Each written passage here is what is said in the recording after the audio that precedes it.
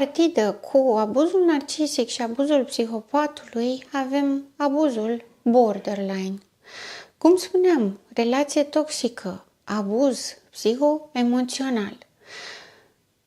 La borderline, abuzul psihoemoțional se întâmplă doar pentru că sunt instabili emoțional. Doar pentru că stările lor sunt prea profunde, doar pentru că sunt speriați de ceea ce trăiesc în interiorul lor. Pentru că sunt conștienți de faptul că sunt incapabili să-și regleze stările emoționale și au neapărat nevoie de fuziune, de dependență, ca să poată să plaseze stările lor interne în altcineva mai capabil să le regleze. Și atunci întotdeauna vor spune: tu îmi oferi echilibru, tu îmi oferi stabilitate, tu îmi dai. Lucru care creează dependență de ambele părți, și de persoana care oferă stabilitatea și siguranța și de borderline. Problema este că borderline se teme în același timp și de abandon și de înghițire. Fuziunea presupune înghițire. Nu poate exista fuziune fără înghițire.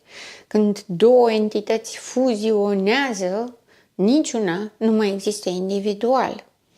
Nu este ca și cum borderline fuzionează și este înghițit, dar partenerul său nu.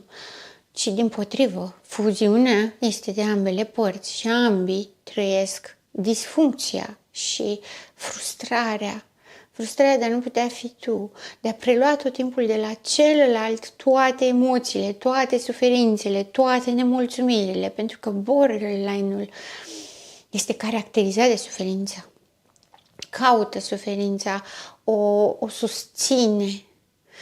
Când spun caută suferința, nu este determinarea lui, ci are o atracție magnetică de la care nu se poate abține. Nu se poate opri să nu caute, să nu miroasă, să nu identifice suferința și să se ducă complet dependent acolo. Scopul în sine este iubirea. Iubirea ca la narcisic. Totală, absolută, necondiționată.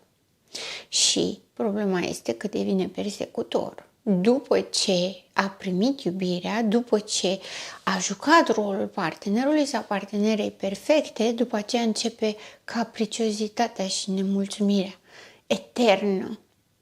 Împroșcatul celuilalt cu reproșuri, cu acuze, cu nemulțumiri, cu foarte multă ură. Și este o ură pentru că nu primește ce vrea. Este o ură pentru un sentiment de nedreptate, că i s-a promis iubirea ideală și realitatea nu e așa. Adică orice ai oferi va fi nemulțumit. Dacă îl iubești așa cum vrei și ești acolo tot timpul la dispoziție, te va acuza că ești sufocant. Dacă nu-i dai ce vrea și stai la distanță, te va acuza că nu-i acorzi suficientă atenție și nu este pentru tine suficient de important sau de importantă. Pentru că borderline-ul are această oscilație între atracție, sufocare și evitare. Este on-off. Ba te iubește, ba te urăște, ba te vrea bani, te vrea, ba este agățos, anxios și te sufocă, ba dispare și nu mai ai nimic de la el. Este atașamentul ambivalent în care oscilează în permanență între te vreau și nu te vreau.